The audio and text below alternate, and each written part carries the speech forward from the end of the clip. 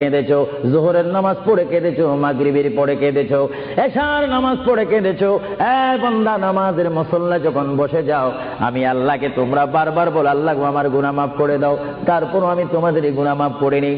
তারপরও তোমরা নিশি রাত্রে, মানুষ যখন ঘুমে যায়, তোমার বিবি যখন ঘুম যায়, তোমার ছেলে যখন ঘুম যায়, তুমি নিশি রাত্রে ঠান্ডা পানি দিয়ে ওযু বানিয়ে নামাজের মুসল্লায় বসে তুমি আবার যখন ডাক দাও, রব্বুল আলামিন, পৃথিবীর কোন মানুষ আমার গুনাহ সম্পর্কে জানে না, তুমি আমার গুনাহ সম্পর্কে জানো।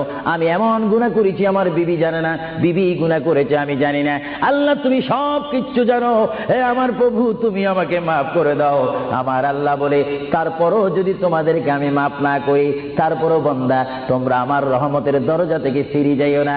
আমি তোমাদেরকে হুকুম দিচ্ছি, ওয়ালাউ আন্নাহুম ইয যালামু আনফুসাহুম জাউকা